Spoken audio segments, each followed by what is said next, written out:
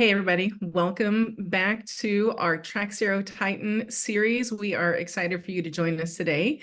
We have Miss Laura Dolan with us and also Mike Scully from Apple Towing in Houston, Texas. Mike, so glad, so thankful for you to be with us today. I'm glad to be here. Well, let's hop right into it. Mr. Scully, we're excited for you to be here. We're excited for you to be our TRAXERO Titan. Answer the question that I love to ask. How in the world does a person get in the towing industry? How did you start in the industry? I think you trip and you fall and you never get up. There's a lot of truth to that. There's a lot of truth to that, for You trip, sure. you fall and you never get up. It's I started when I was in high school, Okay. and my father wrote the insurance to a local towing company in Southeast Texas. And because he wrote the insurance, I think I was able to be covered. But I started driving when I was 16 and Okay. did that for, I don't know, 5 years for that company. And then I moved to San Antonio. Okay. And then after about 4 or 5 years, I don't remember exactly. I think I was 24, maybe 25 when I bought my first two tow trucks. And I've been ever since. Young. Young. So you stayed in San Antonio, and when did you come back to Houston? I stayed in San Antonio, and I don't remember the exact dates. I mean, I'm fuzzy with all that. But in '97, when I sold out the Road One, Mm-hmm. um, part of me selling out the Road One brought me to Houston, to run the Houston division of Road One, which was made up of several different companies, one being Road Butler Express, Okay. which was a Dallas-based company that got sucked into Road One. Okay. And then my asset sale got merged under the Road Butler brand. And Road Butler Express is what makes up RBEX today, which we Okay. abbreviated out, Road Butler Express. That was the corporate brand as a Road One company that I purchased in '02 when I bought back what I'd once sold. Mm-hmm. And so the Arbex Inc., which not many people know who's Arbex, that's Yeah. our corporate name, is Road Butler Express, which I used love to that. be a Road One company. And Laura, you'll probably remember that when we were putting together our campaign for the Million Call Club, Yep. that was what Mr. Scully wanted on his plaque. And I love Yes. that we now know the backstory. That is the backstory. So since '02, we've been operating as Arbex Inc., doing business as Apple Towing. Okay. Most people around the US that we know us as Apple and not Arbex. And very few people actually know the backstory, because we do get asked all the time, who are we? Who's Arbex? What is that all that about? Right. And I'm still trying to figure it out. And now you know the rest of the story, as Paul Harvey would say, right? That's right. That is the rest of the story. Yeah. Do you have your plaque there with you? I do. I do have my plaque somewhere. No, I do not. Oh, I was hoping you could just hold it up. Okay. Oh, he's gonna I go have find my it. shirt. It's still There you not go. folded. I love it. Nice. But the plaque is actually in the lobby of the corporate office.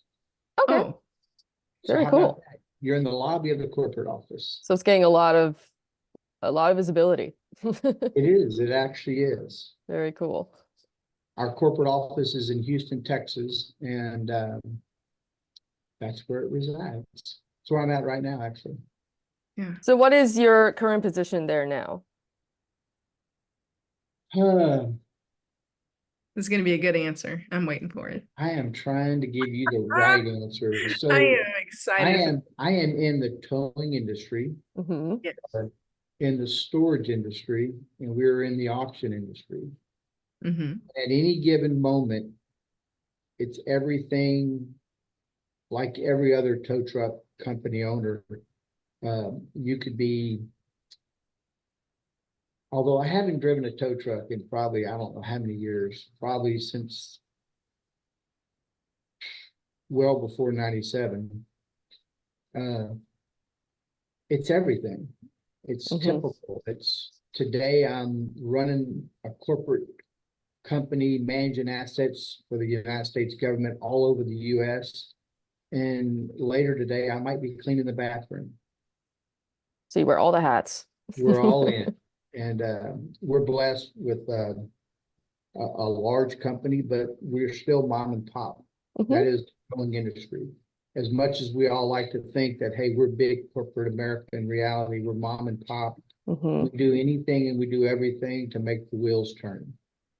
And sometimes as the president and the owner, you do things that most people never realize that you would actually do. Right. I could tell you yesterday, I was managing construction crews at a facility that we purchased. And today I'm sitting in the corporate office visiting with you on Zoom. I love it. So every day is different. Every day is different. That is correct. So Every your day. company was established what year? So this company was established in '02 when we acquired the from Road One back the Road Butler Express, which we changed to Arbex. So technically, since '02, we've been operating as Apple Towing. Okay. Corporate office out of Houston, Texas. I'm not sure how many locations. I think we're at 29 Wow. locations. Maybe we may be up to 30 now. I'm not even sure. And I say that because we've added some, we've closed one or two, but with the last purchase and acquisition in Houston, we have 4 locations in Houston today. I think that's number 30. Wow. Where else are you located? Are you in the the Houston vicinity, or are you kind of widespread throughout the state? So we have more south, south central, southwest, southeast. We have LaPorte, which is due east. We have Arlington. We have a place in San Antonio. We have a place in South Furious, a place in Edinburgh. I think we have a place in Laredo, El Paso, Ajo. We have a place in Guadalupe, Arizona, which is basically Phoenix. We have Tucson. We have Nogales. We have Yuma, El Centro, California. We have we run 2 big government facilities in San Diego. Nice. We have Chino, California, Sacramento, California. That's incredible. You're all over the place. And that's just southeast. We have some other places up north. We have some places and we have a couple places in Jersey. We have a place in the Miami, Florida area, Orlando, Florida. God, I know I'm leaving some places out. I think I said enough. I'm dizzy. Impressive. That's fantastic. So are you able to count how many trucks you have, or is that even more of a stretch? So that's the real blessing. We're under 100 trucks right now. Most of our facilities are government storage facilities where we store and manage federally seized assets for FBI, DEA. We probably manage 95% of every vehicle seized and managed under the U.S. Marshal Service across the United States. That's the Justice Department. For the U.S. Justice Department, we manage federally seized assets. We store, we tow, we store, and then we manage the liquidation asset after it's been forfeited to the government.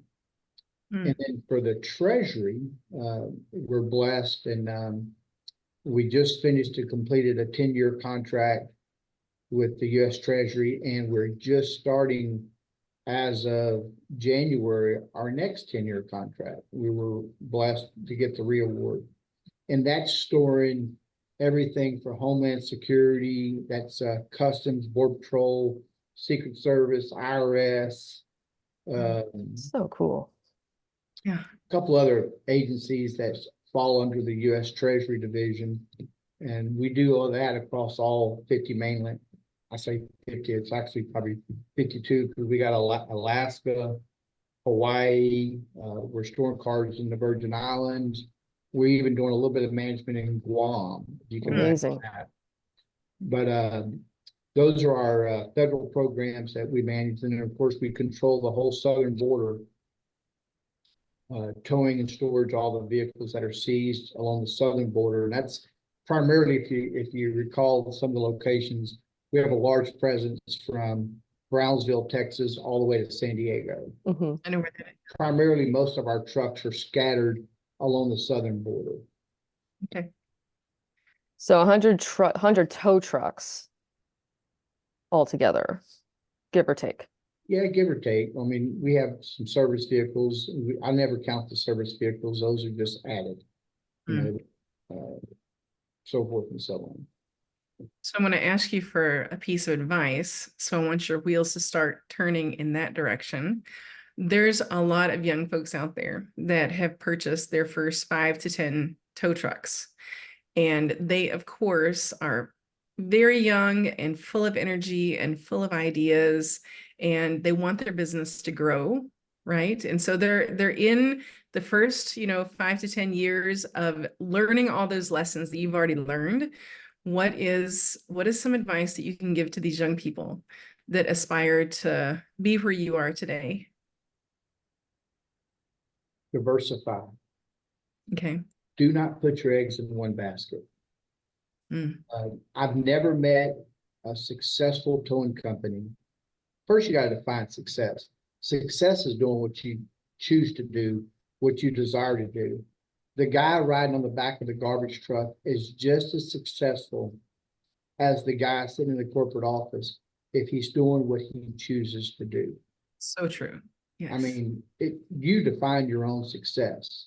And then the level of the success, some people say money manages what level, and that's so far from the truth. Money, yeah, is a piece of the puzzle, but it's your happiness, it's your desire, what makes you get up. And it doesn't matter what you do, from the garbage man to the tow truck driver to the corporate banker. If you're doing what you chose to do and you desire to do what you've chosen to do, you're successful. Love it. And the biggest piece about me for my success is I hated growing up. Then I went into the towing business, and like every other small business, I had a partner, which was Vernon Oliver. I don't want to not acknowledge Vernon. Vernon's been with me for years, and we're still mentally partners 25, 35 years later. We've been in the industry together. He has his own program in San Antonio, and of course I have my program here. We have no financial ties to one another other than mentally we're tied to one another because we're still good friends. We're still in the same industry.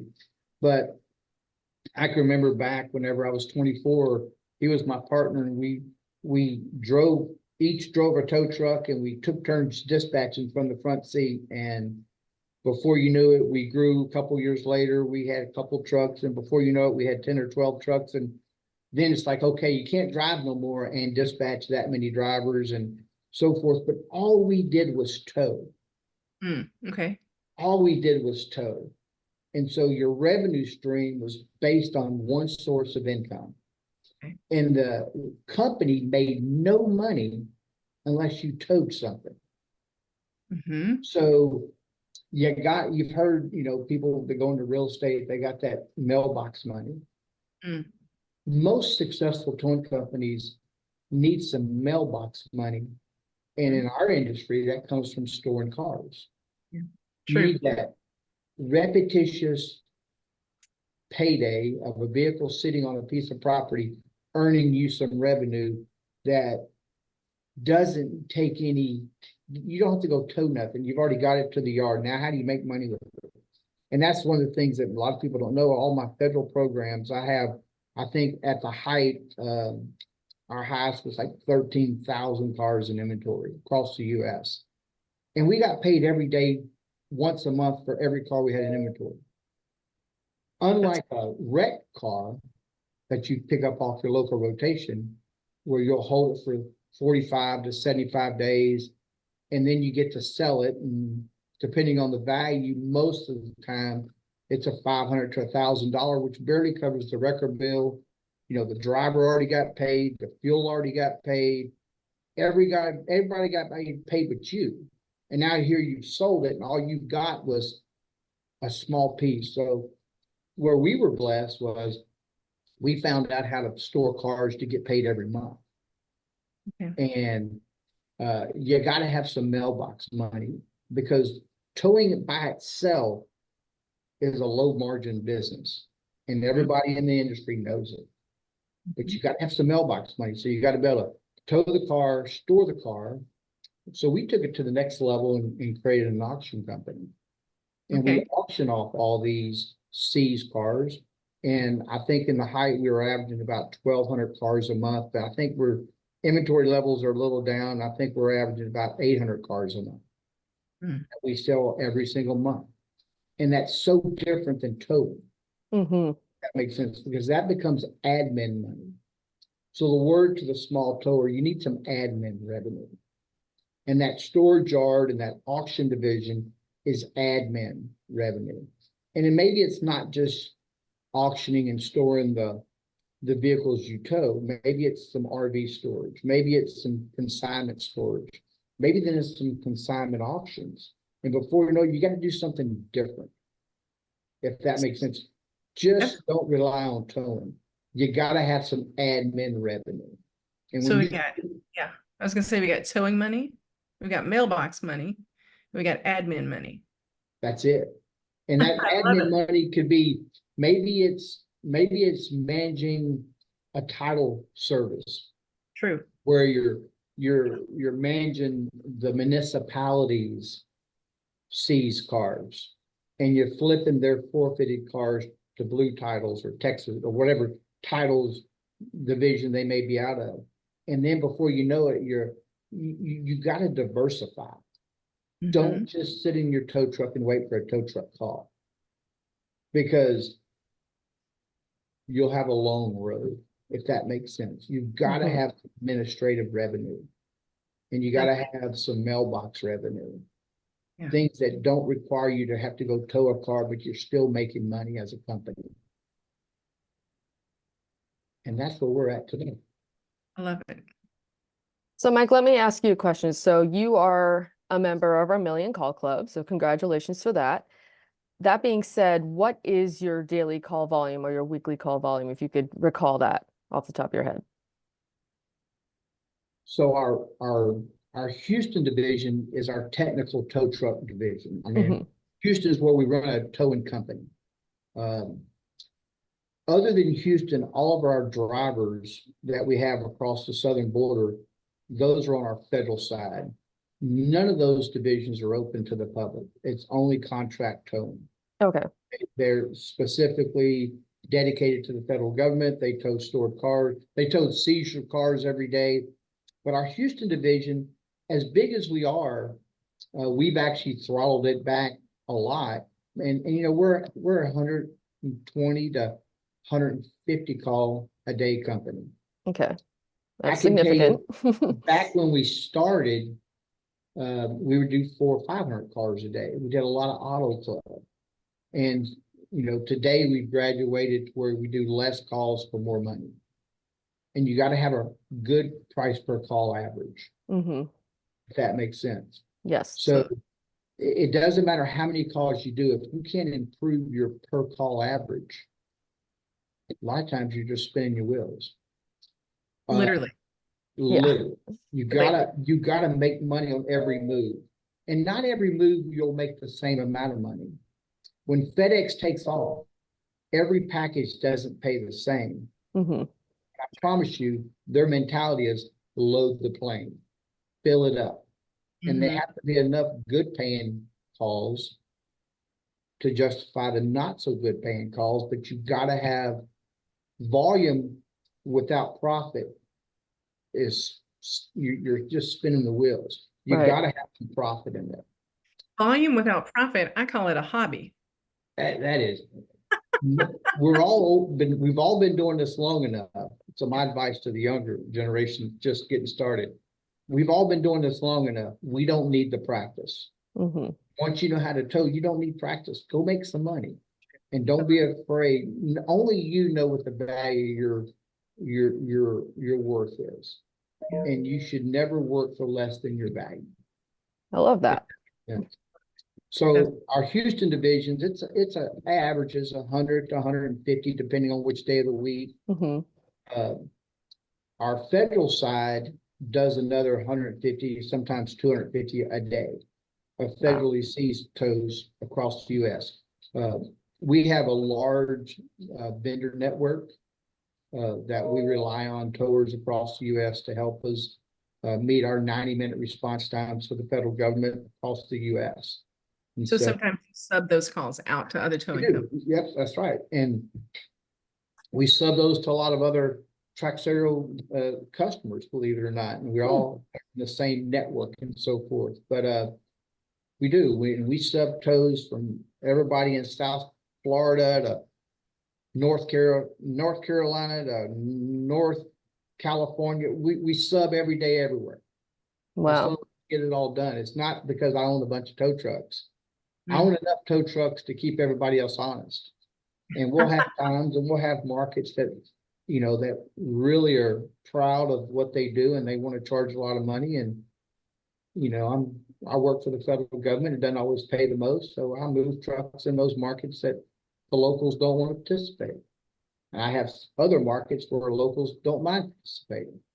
And so we have probably just over, if I had to guess, 150 different towing companies that we subcontract to on a regular basis across the U.S. We have some markets where a single provider does all the business and they work well with us and have for years, if that makes sense. Absolutely. And in order to make all this happen, you have to have employees, right? So the big $1 million question that we hear talked about every day, how do you retain the employees? How do you keep them? How do you make them happy? First, I want to know how many he has. And then how does he keep all of them happy? So I think today we average about our daily count, because it's a daily count, we average about 145 to 155 employees a day. And we're in the towing business, so that changes regular sometimes. Yes. We're constantly adding drivers and so forth, but bigger than our actual employees is our vendor network. We have a lot of subcontracted vendors. We'll go out and physically hire a company to manage our assets, and usually they're in the towing industry. Usually they own their own tow trucks. Usually they'll have their own storage facility, and we provide and show them the methodology of getting some of that mailbox money where, hey, I'm gonna park my federally seized asset next to your non-consent asset. While you're waiting to get that non-consent released or paid, I'll be paying you every month. I like it. And I can almost show you where my revenue stream will far exceed your revenue stream from a period of time. And it's once we have vendors that understand that, we usually have towers that own tow trucks and have drivers and have storage facilities that sign up with us and become our vendor network. And so I'm able to do most of what I do with about 145 employees. And how do we keep them happy? Most of my employees are federal wage and hour employees. And the federal wage and hours is a good fair wage with fringe benefits, and usually pays more and over and above the average market that a company driver would make, if that makes sense. And because they're federal employees, they're access federal fringe benefits. And, we have employees that are getting 6 and 8 weeks paid vacation. Nice. That's been with the company for a long time. And that's usually unheard of in the towing industry. Yeah, that's great. And then because they're federal employees, they get all the sick pays and vacation pays and holiday pays and da-da-da-da-da. So that's our secret. Make them all federal wage and hour employees. So I would imagine in order for you to run such a robust and efficient operation, you would need the assistance of some software. So let me ask you, which I of our like it. products are you I knew you on? were going to go there. And how long have you been a customer of I ours? You mean- knew that was coming. You know, and I have to say this, originally we were with, of course, Tow Exchange in the Road One days. Yes. And Road One was made up of, let's just say, 75 to 100 different tow providers across the US in its prime. And you had all these great company minds that fed into Tow Exchange. And what works in Florida doesn't work in California, but they all need software that's similar in nature. And then most of them, with all their different municipality contracts, they each needed their little tweak to the system to make their software work well in their municipality. Well, over, you know, that was back in the mid, you know, I'll say mid, late 90s. Mhm. When by the time I had acquired in 2002, most of what Tow Exchange is today was made up of multiple mythologies of how the software should be and how it should function. And when Joe in Florida came up with something, well, if it was good for Joe, it was probably good for everybody else. And we all added our little piece to the puzzle. And over the years, Tow Exchange evolved with Apple because we were seizing cars, but we were also seizing furniture and jewelry. We would seize equipment. And so that towing software had to be diversified as well. So it just wasn't towing cars, it was towing furniture and moving boxes of seized property. And so the system, they flexed with Apple as we grew. And we were in multiple cities, multiple states, seizing multiple line items and billing and managing, and they were very, I mean, we were able to, with their inventory software and their inventory apps and their driver software. How do you dispatch drivers all over the US? Number one, you got to track them. You got to know where they're at. So Right. you got good tracking GPS software that's commingled with a good driver app that you can electronically dispatch to, and then have the driver do his status updates, you know, real time. And a dispatch call center out of Houston would know whether the California's driving by the moment. He knows when the truck got started. He knows when he went en route, and acknowledged the call and went on site and how long he was there. And oh, by the way, took pictures of actually what he was doing. And the dispatch can make real-time decisions based on photographs and real-time conditions. And Tow Exchange brought all that together for us and allowed us really to become who we are today. They were like having my own IT department next door. The Jeff and the group over there, they allowed our growth. And they were a valued partner. They're still a valued partner today. And if you know anything about our call and our database, I mean, we track a lot of billable scenarios, and it's everything from how many times do you wash the car to how many times you maintenance it, how many times you this, how many times you that, and all that's part of the software. It's so great. I can only imagine that the business just from going from no software to starting the software journey, it had to have just taken off like a rocket. That's right. And where we were blessed, we were already well versed with the software. So when we acquired the company in 2002, we started up with the software, and there's been 100 different software providers come over the days and over the years trying to get us, hey, we've stayed true to the calls, and Jeff and his team has stayed true to the calls. And now that TRAXERO is all one big happy group, what's really good is you have a lot of different new methodologies merging together. Yep. And whether it be the auction software being perfected and added in, to just multiple facets. So Yeah. I'm excited for y'all because y'all's benefits benefit us. Exactly. Love it. That is a great way to summarize it for sure. Laura, any more questions? Are you Just- through? I have two more questions. So my go-to is, as a owner of a towing company, what keeps you up at night? Liability. Okay. Yeah, for sure. It's our number one issue right now. It's more than employees, it's liability. Mm-hmm. And how do you manage your risk? And number one key for every business owner today is understanding that risk.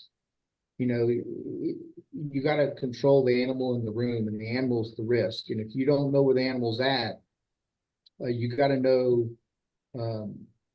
every aspect of all of your obligations and your risk.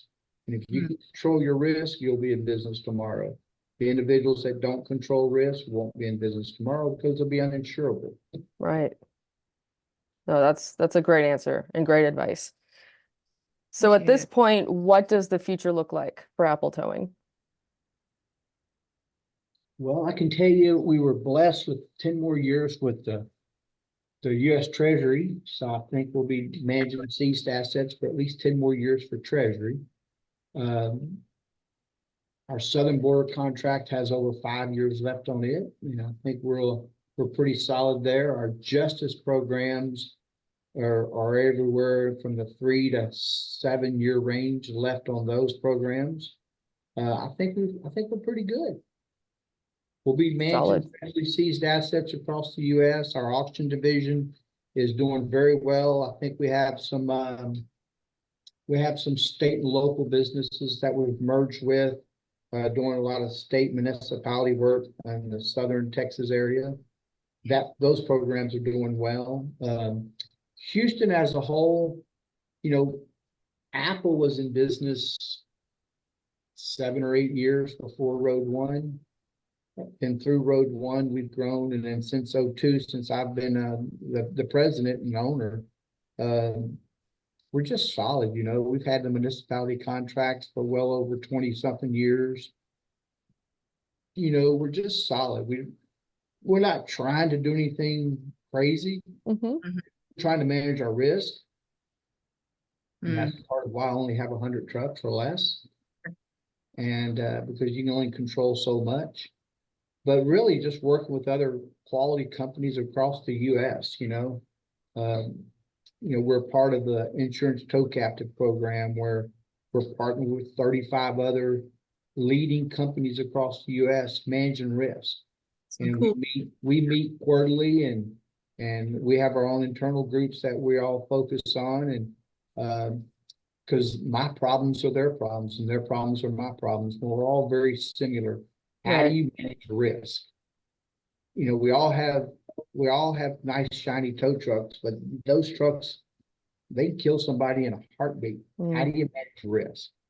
And so you got to have a good friends network to lean on, and run your methodologies. You know, what you think is right is probably wrong if you haven't bounced it off 20 other people that agree with you. If that makes sense. Absolutely. Mm-hmm. You've got to have friends in every corner. That's it. Yeah, for sure. Perfect. Anything else, Shelley, before we wrap up? Gosh, I could probably pick your brain, Mike, probably all day long, but we just want to say thank you for hanging out with us, for being a loyal customer of TRAXERO. Jeff Pisnell here at TRAXERO thinks the world of you. You guys have been friends for a couple decades now, or even longer. So we appreciate that.